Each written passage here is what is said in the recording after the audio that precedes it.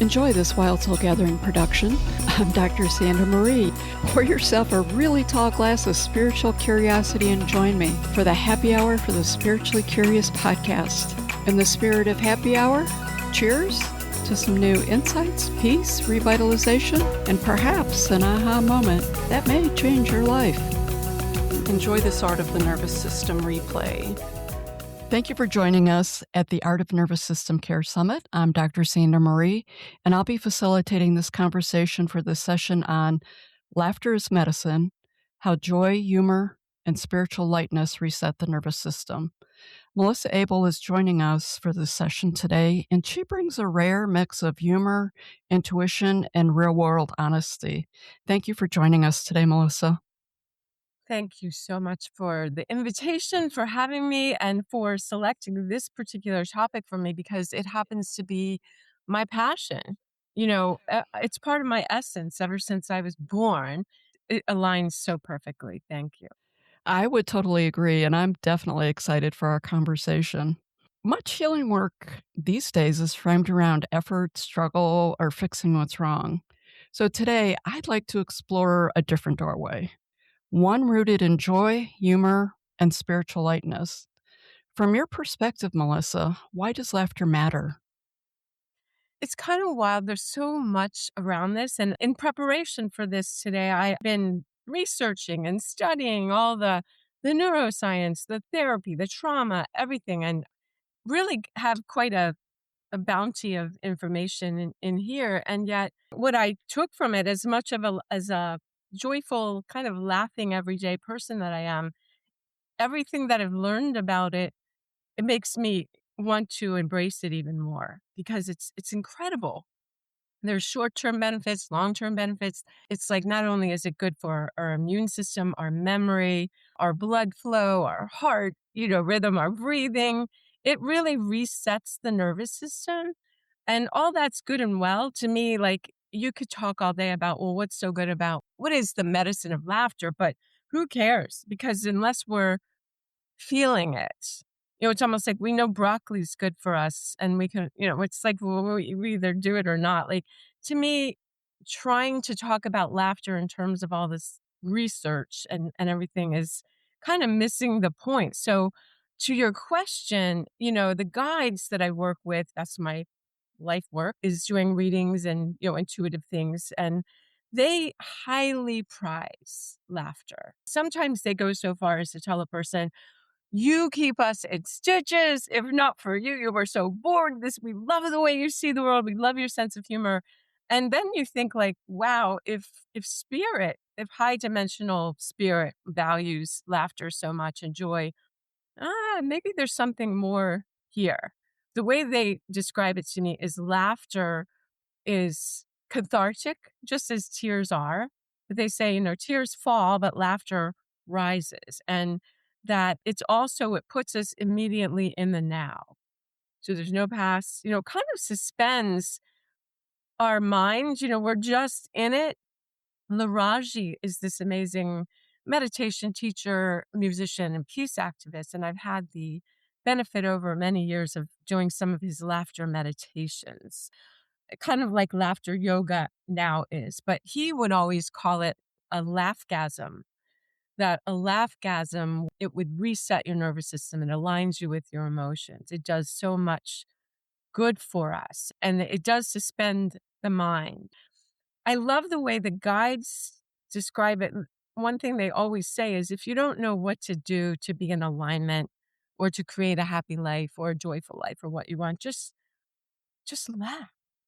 Because when you're laughing, you're already in that zone. You don't need to think about it. And so there's so much to it, even beside the actual scientific research and all the studies, which there have been many. It's a global language for sure.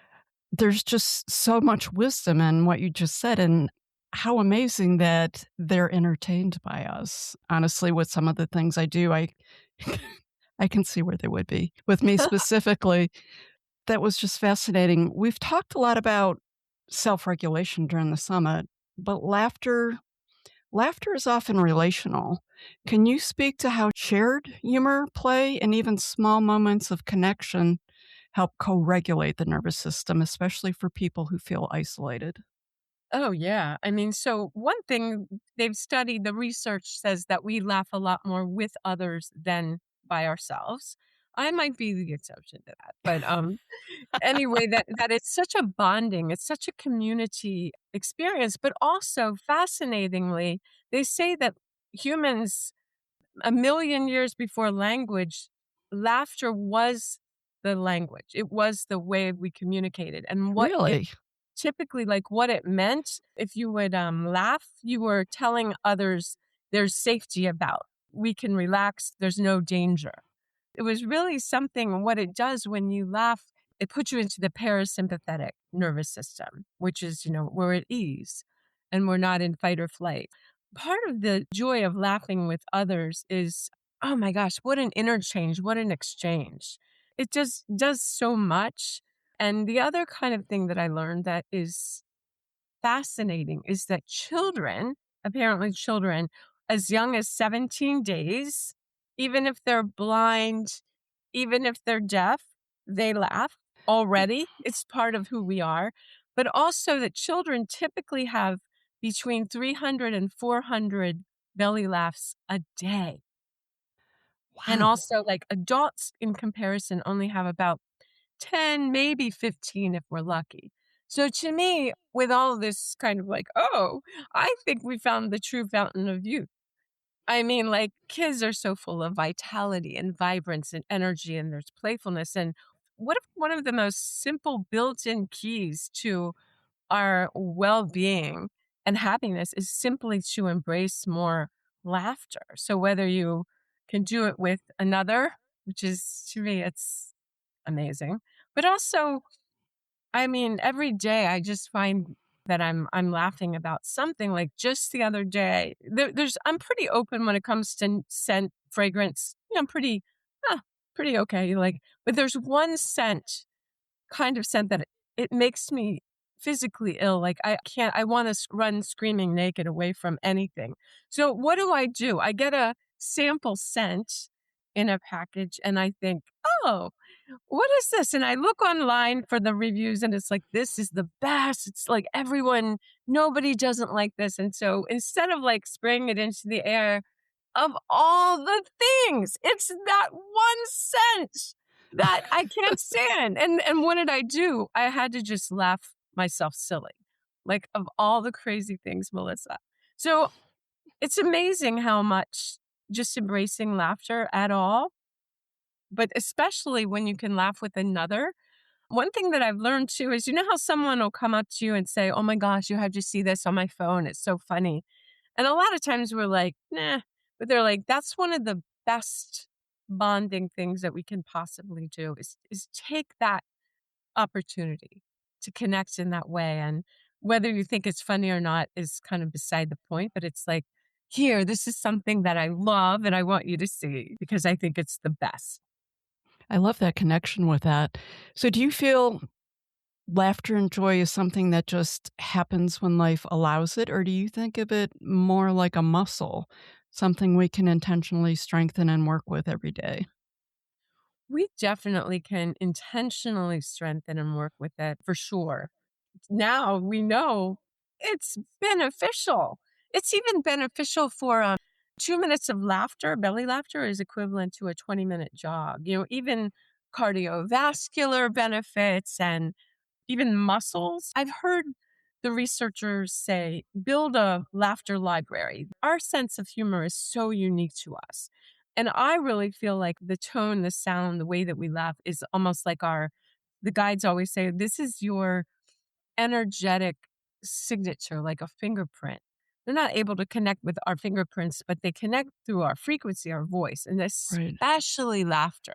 Whatever's funny to you, it may not be funny to someone else, but build yourself a library of what you think is funny and build on that so you can go in anytime. One thing that if I may share something that happened recently was usually before I work with somebody, 99% of the time I start picking up on the vibes. And for whatever reason, This feeling was foreboding. It was dark and heavy, and I'm like, "Oh my gosh, what is getting ready to happen here?" And the guide said, "Go online and Google, videos of uncontrollable laughter." I think I brought up like a 2-minute reel and they said, "Play this." And I did.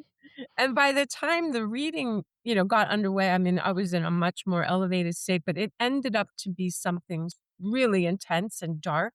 So it was almost preemptive joy, that kind of thing. And it's so amazing how this takes shape for us. We don't even know why we're doing something. And one thing that the guides have reminded me of from years ago, about almost 30 years, I was at a spiritual conference a whole week. It was a really wonderful, huge conference with big names, life spectrums back in the day.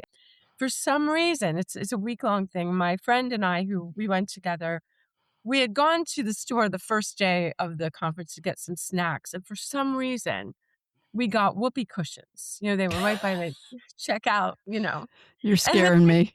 yeah, like, because the thing about it is I would have been an anti-whoopee cushion person. I was like, That's not my sense of humor." But for whatever reason, we grabbed these things, and the whole week was not only us, having fun with each other, but the speakers, the attendees.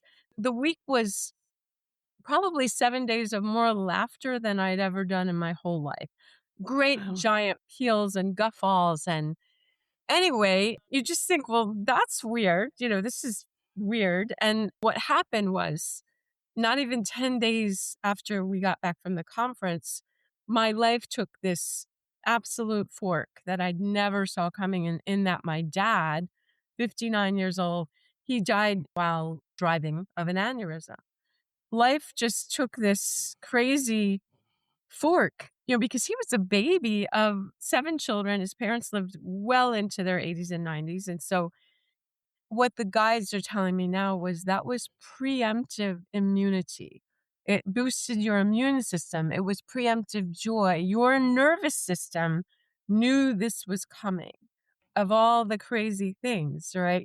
To be like, Yeah. oh, this is interesting. Just like I think I shared before, when I had this kind of crazy notion while driving to my mom's, look up a clean comedy playlist, and I'd never done that before, and I didn't even listen to it on the way there. And then I got really, really sick at her house, to the point where everyone wanted me to go to the hospital. And I had a little break where I felt like I think I might be able to drive home, but I still felt like hot death. When I got in my car, that playlist just started rolling.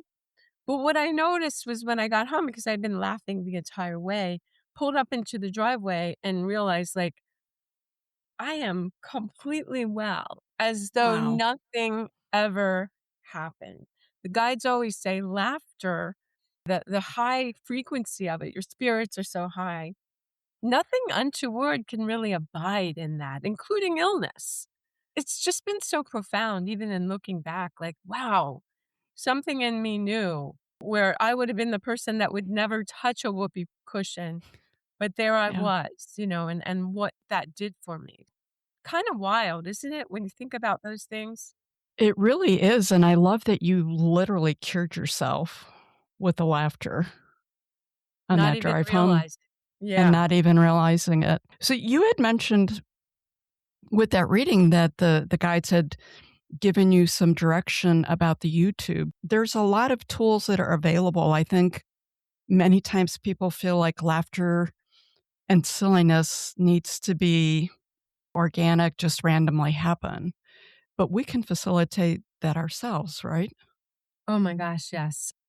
Yeah, like, I was really surprised because I wasn't in the mood to look at a laughter reel, but there were, like, babies laughing hysterically, and I just couldn't help but laugh. I think we all have our favorites of things that kind of make us laugh.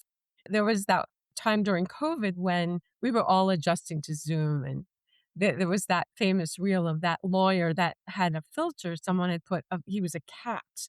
They were trying to have a Zoom hearing, and the judge said, "No, I think you have this filter," and the lawyer said, "I think we can proceed. I'm not a cat. Judge, I'm not a cat." Like, that never fails to completely, I just dissolve into tears laughing at that one. So we all have what tickles us. So to build a library that you can kind of keep in a file or a draft of like, this is what I can go to myself. This is what I find really uplifting. Let's take this another step. So you build your library, you have it, but sometimes that's not the issue holding you back. Many of us were taught explicitly or implicitly that pleasure has to be earned or that Mm, joy comes after healing. Your thoughts on helping people permission, reclaim permission to feel love it. good now, Love it. even while they're healing. Absolutely. In fact, the research that I've done, most trauma therapists, they absolutely, with no equivocation, say there is no possibility of healing from trauma without moments of play and laughter. It's not even possible. They described how even people with severe PTSD, as you have a moment, maybe it's just a shared laugh, maybe it's a smile, it's almost like a stitch that undoes the old trauma and it's weaving in this new, you're out of fight or flight, you're out of the hypervigilance where it's like we can have joy. And then it almost supplants the old trauma after just these tiny little, they call it like doses of joy, of laughter, of humor. It's so much more important than we can even know. The other funny thing is my guides, when I work with somebody, a lot of times they'll just be so funny. I mean, the one-liners and they just love the hijinks. And what I realized though is that is the highest frequency. So I know one thing we've learned if you go to a medium, if you're really sad about who you lost and the memories, and I'm so sad and I'm lonely without them, it's going to be next to impossible for you to get a real charged message from that person because you're blocking it. The best thing they always say is think about when we would laugh, or, I have people, I think we all have our top 10 of people whose laughter itself is a tonic, is hilarious. And, Yeah. they always say, remember those joyful moments before you go to a medium, because they're like, instead of a radio dial trying to get through with your frequency, it's like you punch it in, like it's a set station. I still remember my dad laughing Seinfeld episodes, and he would laugh so hard sometimes that he would snort. And to me, when you're in the snorting zone, like there's nothing like it. It's so cathartic, it's so spiritual. But the other thing that the guides say about that, and also all kinds of experts, is that laughter is depth with ease. Depth Laughter with is ease. with ease. So we think of how laughter and joy might, they say it's not the opposite of trauma. Numbness is the opposite of trauma. So when you have lightness and joy and humor and laughter, it reconnects you. It's opening you again to your alignment, to your emotions, to your healing. And it's with ease. Now, is that like the best ever? Absolutely. I love it. I just want to riff on this in a different way, only because this comes up a lot. I feel like you've answered this, but I want to address it specifically for what it is. Some people might worry that laughter or lightness can become a form of spiritual bypass. So we hear about spiritual bypass all the time, skipping over pain instead of honoring it. Can you share your insights on telling the difference with nervous system supportive joy versus avoidance that could be construed as a spiritual bypass, and how might that difference look for people or Oh, feel? what a great question, because I think we've all been down the spiritual bypass road a time or two, no matter Yeah. what. And it's always the mind, though. Yeah. And I think we're all getting so tired of that. This year, according to the guys, is about really embodying, it's enough of the mind crap. So, to that point, laughter gets you out of the mind. It gets you in direct, momentary, the now, where there's nothing before, there's nothing ahead. You're in the now. It is very much like an orgasm in that, you're not, thinking about Yeah. your taxes when you're experiencing that. Like the guys say, if you don't know what to do, laugh. because then you're absolutely aligned. You don't have to question it. You know you are. If you set yourself up like that, then you know everything. You've got a bank account of good and joy and happy times coming. So to me, it's almost like an insurance against spiritual bypass, because like they say, like laughter is not, or lightness is not bypassing depth at all. It's not avoiding trauma. And it's like, well, even gallows humor. I mean, sometimes what I love, and I think we've all said it a time or two about someone we love when they're getting near the end, maybe they've been in hospice, and what do we say? They had their sense of humor to the end. Like they were still themselves because they had their sense of humor. And so it's such a part of us, even to think that it was a language that we had before we had enough strength for language itself, and how we do it when we're infants, days and hours old. That I blows don't, my mind. yeah, I don't think we even know the half of it. I really don't. To me, it's like, yeah, you are assured that you're not spiritually bypassing if you're in laughter. I think it's important, and just because there's so much discussion and conversation and labeling that goes with that, that you did a beautiful job of addressing that. So, Melissa, when I hear the word spiritual lightness, I had a hard time wrapping my head around the word spiritual lightness for a while. It almost sounds like a form of trust in life, trust in the body, something like larger than ourselves. How do you see trust showing up? And if needed, how can laughter help restore it? That's another, like, so your question is so dialed in to what the research about laughter, in that it's almost like even when life is falling apart, when you've lost somebody, when it looks like there's no hope, if you can have just a moment of laughter, it reminds your body that it's okay. It gives you perspective. It helps you kind of zoom out, and it says, you're still alive, you're still here, you're still breathing.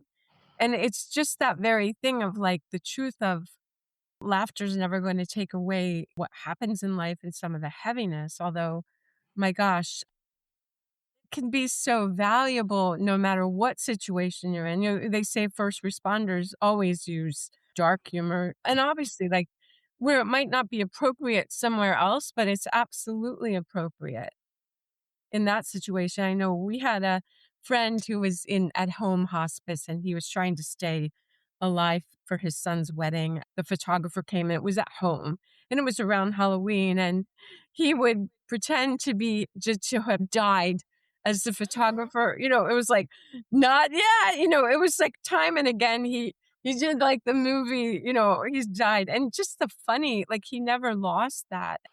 When another dear friend went into cardiac arrest and they brought him back, but he wasn't conscious yet. So waiting to see if he's going to come back. And the first thing that he says when he opens his eyes, "I'm back." And so you realize in these moments of even fear and scarcity, and you don't know if are you living or are you dying, like, it assures us that we're all in this together, and there's never a lack of hope as long as you can see the laughter and joy embodies the spirit, the animating spirit of us. We are still here. I know one thing that was, I think, pretty heavy for all of us in December was what occurred with Rob Reiner and his wife. Right. Of all the times, and I mean, the spotlight being on that, I think we all had a hard time with, like, oh my gosh, what in the world? Somebody that had always stood for laughter and joy, and to have this experience. I think that community, a lot of comedians and people rallying around that. And even, do you remember when COVID just hit and SNL, or even 9/11? 9/11, if you remember, when SNL Yeah. came back on, it's like, do we have permission to laugh again? That's important to, It's so important. yeah. I love that you related that to that because the world feels really chaotic and uncertain. I think that it's important to recognize that we do have to remember and give ourselves permission to go back with that. I love the example that you used with first responders. I spent much of my career in inner city emergency departments. And, you know, laughter is what got you through a lot of stuff. And it was, I would say, many people might have found what we were laughing about disrespectful. But if you're in the moment, it really allows you to keep a clear head and do what needs to be done. So I love that example. As you were saying that, I was just starting to connect how important that was.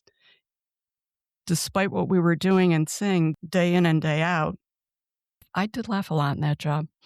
You know what's really cool is research says that nurses, of all people, collectively have the best sense of humor. Oh, yes, I would concur with that for sure. How great is that? Yeah. So yeah, that's the best. You and I know that guidance doesn't always come through the serious, solemn moments that we just talked about.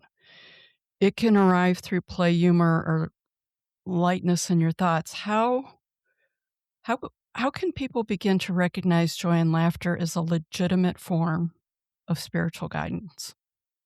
This is where the nervous system comes in. They say that your nervous system is really it's not just a biological, it's really an interface, your spiritual Right. interface, and how it allows us, like our nervous system, we always call it in the work that I do, the body mind, like the living library, the DNA. You just know things before your mind does. It's much faster. Just like, how did my nervous system or some part of me know to spend a week with a whoopee cushion? More laughing than I'd ever done in my life because this big trauma was just ahead. I certainly didn't know that. There's so many things that we know. If you even think about muscle testing, kinesiology, it's like you're getting to the intelligence of the body, which is like the mind is like the tortoise in comparison to what the body knows. And think how many times that you went a different way somewhere and then you saw that, oh, there was a big accident there just after that. And so many things that we don't even think about. It's interesting. There's this great time ahead. The guides are kind of telling me like it's off topic and it's not off topic. So it's like there's this big transit ahead. You could call it an astrological transit, but they're like, it's really not. They're saying there's this opportunity ahead between February 20th and like the 1st of June to sow. It's almost like they're giving us these magic beans to sow. And these Okay. magic beans are going to have effect for the next 38 years or the rest of our known lives, as well as many future lives. It's a 9,000-year cycle. But what they're saying is the most important thing, they're saying, even if you don't ever care about astrology or spirituality or anything like that, they're saying this is the one time, this is the most important time of our lives ahead, because if we choose to, we will get to expand the expression of our identity. And they kind of Mm. liken it to, if we think about coming into the world, being who we are, we've been like a line up to this point. We're a line. We love being a line. We know how to be a line. We wouldn't trade it for anything. But then as of this time coming, if we choose, we can become a square. And we Ah. might go kicking and screaming like, my God, I'm just a line. I never want to be anything. But then you get to be a square and you say, how was I ever able to function as a line? Because you've expanded. The worst thing you can do is to do nothing. This is the way of their humor. Like, if you just keep on doing the same things that you always have between that little window, it's like they're saying your job is to plant the seeds and our job is all the stuff after that. Like, if you plant the seeds, you're going to expand, you're going to evolve, it's going to be amazing. If you do nothing or if you just keep doing things the same way, nothing's going to happen. You're just going to recreate what you know. So they're saying, if you do nothing at all, if you don't even want to think about it, just do things that you don't normally do. So this week when I was doing a reading for somebody, the guide said, Melissa, what if you go to a restaurant and order liver and onions? It's like, I'm like, what? Like, that's the last thing I would ever do is order liver and onions. And they're like, exactly, exactly. Like, you can actually do things that you would never think about. And they're just saying, even if you do just things that you never do that. But hopefully with intention, we can plant some seeds if I'm a 7.0 version of me now, what does a 9.0 feel like? What would I tweak? And I tell you one thing after getting this luscious dream come true assignment about laughter is I'm going to incorporate a lot more laughter. What if we were to strive for 300 laughs a day like children? How might it change our lives? You How know, cool. it's amazing. Like it's so intoxicating. Absolutely. Wow. Well, I'm really grateful for those magic beans. I'm ready for the whatever the 9.0 looks like. But one of the things that you tucked in there, explaining what the guide said, and I do want to highlight it, is you use the word intention. How relevant is that word intention? I feel like it's like super important at these exact moments.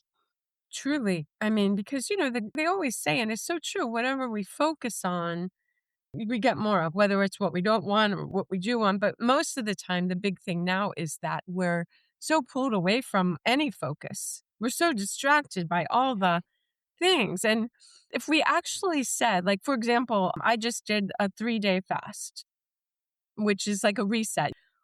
I just woke up today thinking, my gosh, how different do I feel after 3 days from the way I felt Tuesday morning after just a 3-day not eating. And it was so joyful because I didn't have to decide, what am I going to have for dinner? It was like, what am I going to drink? What am I going to drink today? Water, more water, black coffee, tea.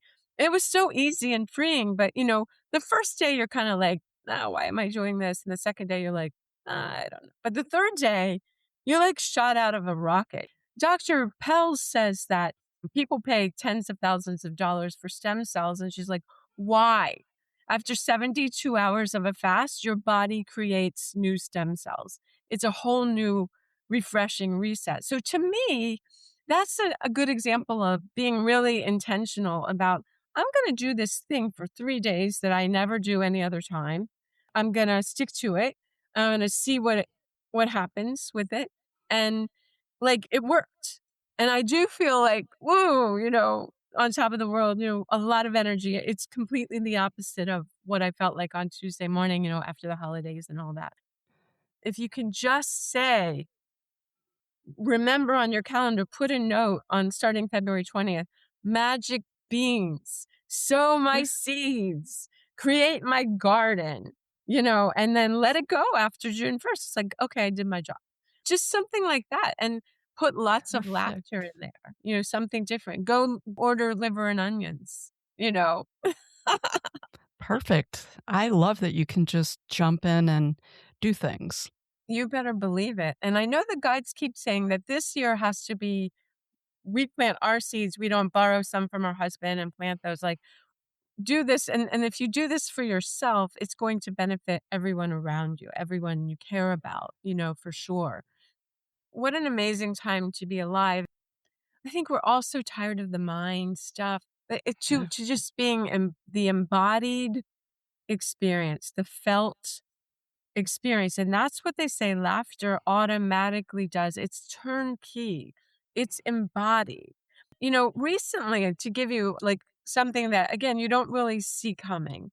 So, as an intuitive person, when I get worried or if I get anxiety, it's usually pretty pointed, like I should feel it. Like, fear is such a gift. Like, don't go down that road or don't go down that dark alley. But recently, I had some kind of anomalous anxiety coming up about something. I mean, it was pretty mm, just dramatic and unexpected and surprising. And I remember thinking, what is this something that I should care about? Or is this like a real warning signal? So, long story short, I asked my guides, okay, what's going on here? So, you know what they did? The beauty of this, they said, we're going to give you an example and an experience of what life is going to become on the other side of this expansion, you know, that we're talking Yeah. about.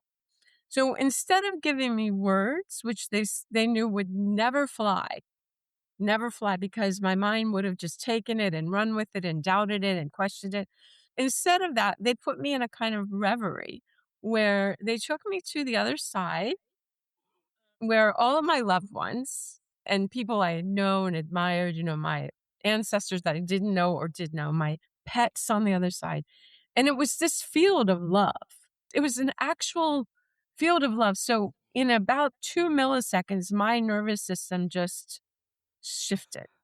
So that Wow. then I felt that I know that I am this love. And so then they took me through this cool experience of my horse on the other side, who was always our spiritual teacher, looking at life and people through his eyes, which was such a cool experience. And I've always wanted to know, what is that like? But basically what the guides told me and what the experience was being filled with so much love and joy that when I went to this experience that I was dreading, worried about, they said, just shoot down the road. You're sending this love field before you. You're going to fill the whole building with it. You're going to fill the machinery, the equipment, the people who work there, the people who are just there, all the spaces in the hallway. It's already there and it's coming out of the top of the building. And then you're going to get in your car that day and you're going to be that love and you're going to show up and you're going to see. So immediately I went from this sense of dread to I can't wait. I can't Wow. wait for this. And so when the day came, it was about a week later, I experienced some things that I've never experienced. First of all, when I drove up, my sign from the guides is always the 55s, 555s. That's like Okay. Archangel Michael. Everywhere I looked, it was almost like every car in the parking lot was a 55. What? So I go in and it's just like this heightened atmosphere. But when the person came to take me back for the test or whatever medical thing, which was fine, she looked me in the eye and I looked her in the eye and we both started crying. But it was just like because I saw her through the eyes of love and she felt me experience her Wow. as love. And so there we are, two strangers in this momentary second of just crying with joy, with Okay. recognition that this is all there is. And that's all we need to know. Imagine the difference between I'm in my mind trying to feel better or to make me feel better with words or whatever assurances of it. They realize like that doesn't fly anymore. You have to feel it. Yeah. And then we're going to give you this whole thing that you've never experienced before. And you're going to have this joy and you're going to spread joy. It's incredible. Like I can't even put words there. So imagine if that's what we're coming into, like, oh my gosh, As you're sharing this story, I'm like, this is the new normal. definitely. I would say this is the future, but it's not the future. It's now. This is the new normal. Like we're literally in the transition phase of that. And We it are. was just like so beautiful. I could feel it. Now that's a little hard to follow up. But I'm going to ask you if you're up for it, would you like to do a 90-second joy reset? It's not Oh, going to be intense, what you just went through. absolutely. 100%. Yeah. Okay. This is for everyone in the audience to join in. Now, this reset, it's not about forcing laughter or positivity. It's more about just gently signaling safety to the nervous system. So let's start. First, let's ground ourselves. Wherever you are, just take a moment to notice your body in the space. Feel the support beneath you, the chair you're sitting in, the floor, your feet. No need to change anything. Just notice.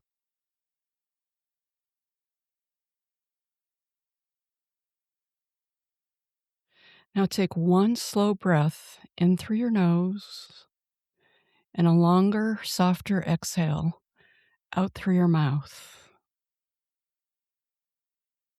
Let your shoulders drop just a bit. Not all the way, just a little. One slow breath. Now, and this is optional if you want, bring to mind something mildly pleasant or amusing. Not the happiest moment of your life, just something light. A small smile moment, a memory. Someone holding the door open for you. The smell of coffee before the first sip. Laughing at your own joke. Even if you're rolling your eyes a little right now, that's perfect. It still counts. If a smile comes, let it. If it doesn't, that's completely okay too.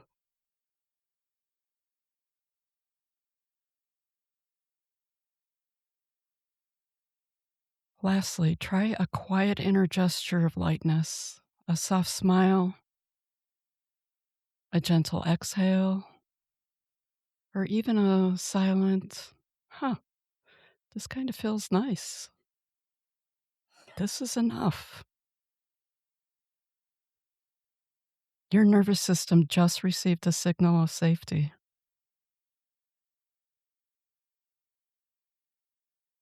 Thanks for joining me in the exercise. That was just 90 seconds, and it didn't require fixing or forcing anything.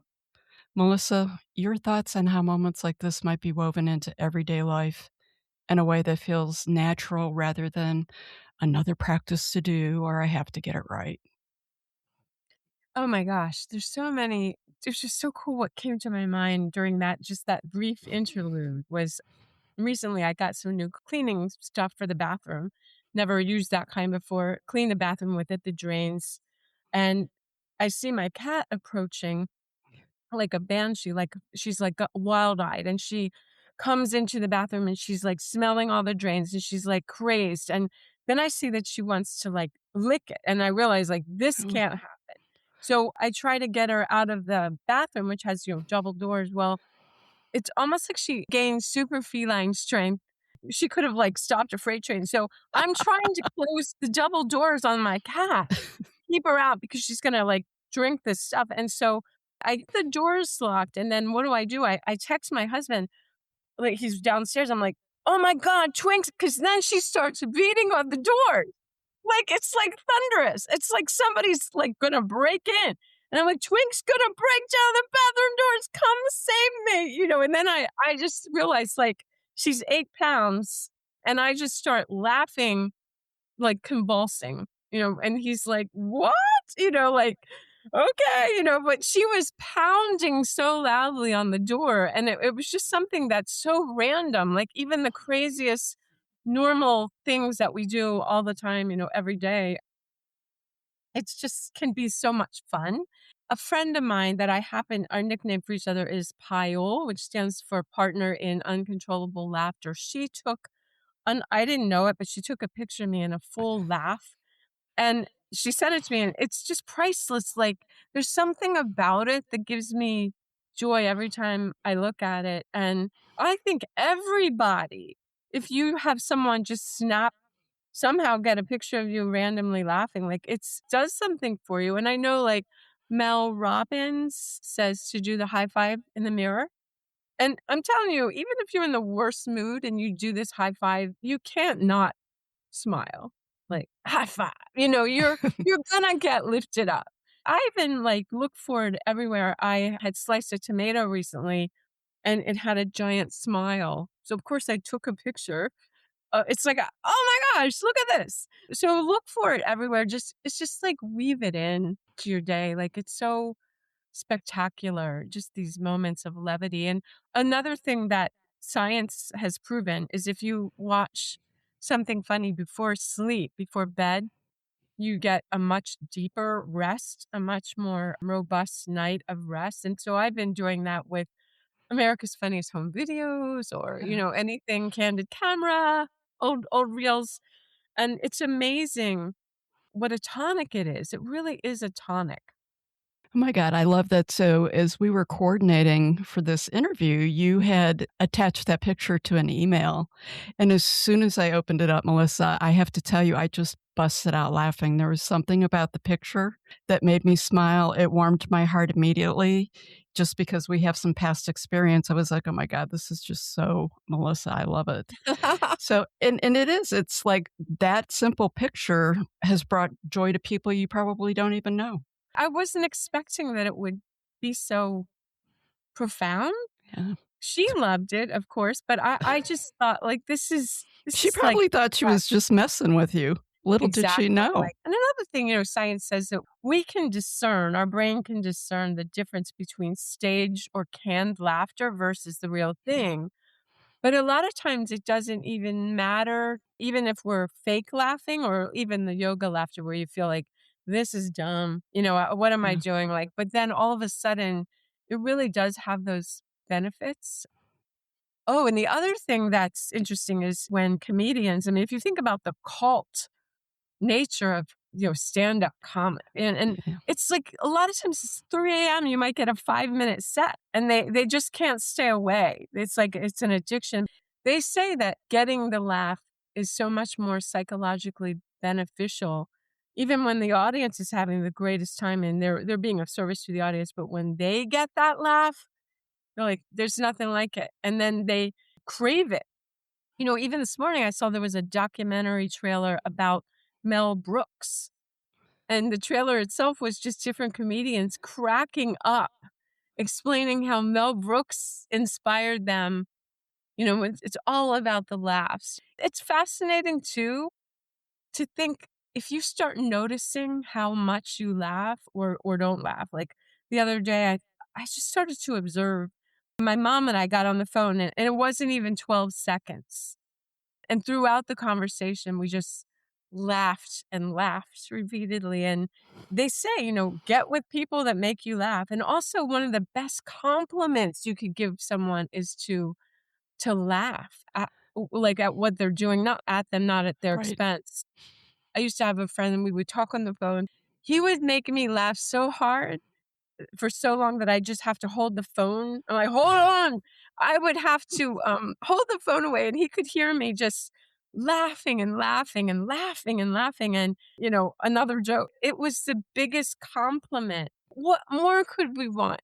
We know that we're making someone laugh so hard that they can't even speak for a couple of minutes. Like, it's the best exchange, Yeah. really. It truly is. It truly is. To the point where you can't even talk. You know That's the best. No holds barred. This is yeah. what I'm doing. This is just the state that I'm in. Yeah. There's nothing like it. You can always go back to those in your memory. They somehow stick with you. I'm gonna say it's a medicine. It is absolutely. And even in the Bible, it was mentioned how laughter is medicine. It's incredible. Oh, rats laugh, monkeys laugh. Oh, and speaking of that, my parrot, we have a parrot that's probably almost 20 years old. And Oh, wow. she recently, we do a little walk in the evening with her on my shoulder in the house. And all of a sudden she started laughing because she's never laughed before. And I'm like, what? We're laughing now? And then it was like, ha, ha, ha, ha, ha. It's like, so I must laugh so much that the parrot actually picked it up. But then what I noticed, I show her parrot videos, on my phone for her. There's this parrot named Cruz. I'm like, Cruz is your boyfriend. But the other day I showed a little clip of Cruz doing something funny and I wasn't laughing. She started laughing at Cruz. And they're Wow. like, "What is this? This is the best." Speaking of just the joy of it, Oh my and god, I love that. it's intoxicating and it's definitely contagious. Yeah. Yes, both of those for sure. So, as we're gonna come to a close with this conversation, Melissa, what is one simple way people can invite a little more laughter, joy, spiritual lightness into their lives this week? Give themselves permission, even just today. Yeah, it's just think of those funny, ridiculous things that you experience that you don't even think about. And it reminds me of the movie way back called Money Pit with Tom Hanks, where he was the house was just like constant, money pit, and he so many times in the film got to the point where you're so out of your mind with frustration and anger and rage and despair that you just start laughing. It's funny because just this week, my air in my tires in my car, they needed air. So my husband went out there with his compressor and he checked all the pressure and put the air in the tires and put the compressor away. And my only job was to figure out how to reset the tire pressure monitoring system. So I'm on YouTube and I'm like, trying to do it. That didn't work. Yeah. And then I've got my 600-page owner manual out and it's like, page 595, go to 323. And So it's like if you could see my husband, he keeps coming out like 10 minutes, 20 minutes. Like, what? Like, what? I just had lunch and you're still in your car trying to figure this out. And it got to be so frustrating that I just automatically started cracking up because of the ridiculousness. And yet it was hilarious. So how many times are we so frustrated that we're not even thinking about laughing, but it just happens? Like Yeah. almost people say, if I weren't laughing, I'd be crying. And so even those just silly little things, where the other day I had 5 minutes to do something, but then I spilled all this stuff all over the kitchen during the 5-minute thing that it turned into like an hour cleanup. And all I could do was just laugh. But to me, remembering people that, that have the funniest laugh, that their laughter alone, but also those amazing memories with your loved ones. I know you had mentioned that when you were living abroad, that you had these pictures of just people laughing, right? That your Yeah. loved ones, like that's so valuable. Well, it shifts all the memories in your mind. So versus the staged, holiday pictures, or they were, as you said, people that were caught in the moment of just a random, genuine laugh. And I had them all over. And every time I would look at them, I would smile, but it would also, shift the memory into Absolutely. a beautiful memory. Yeah. I just feel like laughter is so much more powerful than we know. And I think of a living, walking, talking, breathing master teacher of our time is Byron Katie. Oh, And definitely. she even has reels of when people dissolve into laughter about, their big problems. But, she had told the story of going to a doctor's appointment and getting a very dire diagnosis and how all she could do was laugh and laugh and laugh and laugh and laugh and laugh. And the doctor, of course, thought, we got a live one here. She's nuts. But it could never abide, like whatever that diagnosis was, it never came to be. And, when she had been in the desert walking with her dear friend and he had a heart attack, they were away from cell phone range. And I mean, she just started laughing and he got so outraged. Like, how dare you? I could die. What are you doing? But then later he started laughing and they both just went on their way. I think it shifts more than we can possibly know. It puts us in such a high frequency, a high, dimension that this could be the answer or thing that we've been looking for. It was So right in I front of us the whole time. I have to thank you for picking this topic for me, not even knowing how near and dear it was to me, my essence, but also what I learned and gleaned from actually doing a deep dive into what is known and what is scientifically proven, but also, what the guides always bring is it is cathartic. It is joy. It is the field of love. And so have at it, right? Perfect. Melissa, thank you for sharing your insights, your humor, and deep compassion with us. It is always a pleasure, and I always get my own giggles when we talk. This conversation truly offered a beautiful reminder that laughter and lightness aren't distractions from healing. They're part of the medicine and much more powerful than we think. I think that we're going to find them to be part of the new medicine, the new healthcare. Truly grateful that you joined us today. Thank you. I cannot even express, my full gratitude. It's funny. The guys, just as you were saying, it's like, it's a shortcut. It's a shortcut to healing. It's a shortcut to alignment. It's a shortcut to what you really want. My gosh, they're saying it's not only a suggestion, it's more of a soul directive. Include this in your life, include it every day. Thank you so much. I have no words. I'm so grateful. Thank you for joining us for this episode of Wild Soul Gatherings Happy Hour for the Spiritually Curious. To learn more about our guests, please go to our website, wildsoulsgathering.com. We're very eager to hear from our listeners what you thought of the episode, topics you might like us to cover in the future, your thoughts on spirituality, questions you may have. Please feel free to send us an email at wildsoulsgathering@gmail.com. This is your host, Dr. Sandra Marie, sending each of you peace and love. Until we meet again, embrace your wild soul.